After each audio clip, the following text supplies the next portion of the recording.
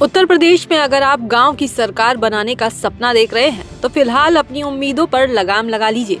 चर्चा थी कि जुलाई 2026 तक त्रिस्तरीय पंचायत चुनाव का डंका बज जाएगा या आने वाले महीनों में पंचायत चुनाव का बिगुल शुरू हो जाएगा, लेकिन अब जो घटनाक्रम बन रहे हैं उनसे यूपी में पंचायत चुनाव की तैयारी कर रहे उम्मीदवारों को तगड़ा झटका लग सकता है। अब खबर है कि पंचायत चुनाव 2027 के विधानसभा चुनाव की भेंट चढ़ सकते हैं, लेकिन बड़ा सवाल ये है कि आखिर इस देरी की वजह क्या है। दरअसल कागजों पर असल खेल तो पिछड़ा वर्ग आयोग के गठन का है, जिसका गठन अभी तक नहीं हुआ और नियम ये कहते हैं कि हर 3 साल में आयोग बनना चाहिए।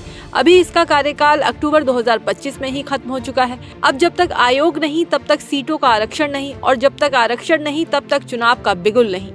चूंकि इसी आयोग की रिपोर्ट के आधार पर सीटों का आरक्षण तय किया जाता है, अदालत में दाखिल एक जनहित याचिका के बाद सरकार ने भी हलफनामा देकर ये मान लिया है कि वो जल्द ही आयोग का गठन करेगी, लेकिन इस पूरी प्रक्रिया में कम से कम 4 से 6 महीने का वक्त लग सकता है।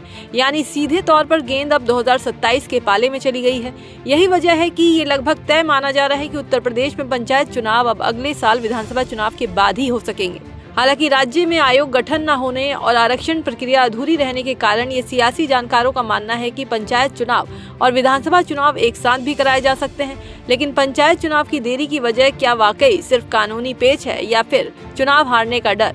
सियासी गलियारों में सुगबुगाहट तेज है कि कोई भी पार्टी विधानसभा चुनाव से ठीक पहले गांव की सिर फुटअव्वल और गुटबाजी का खतरा नहीं उठाना चाहती। पंचायत की रंजिश कहीं विधानसभा का समीकरण न बिगाड़ दे, इसीलिए वेट एंड वॉच की रणनीति अपनाई जा रही है। तो क्या उत्तर प्रदेश में अब पंचायत और विधानसभा चुनाव एक साथ होंगे?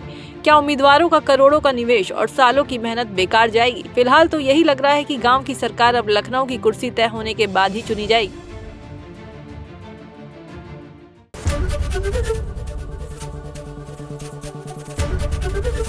एबीपी गंगा, खबर आपकी, जुबान आपकी।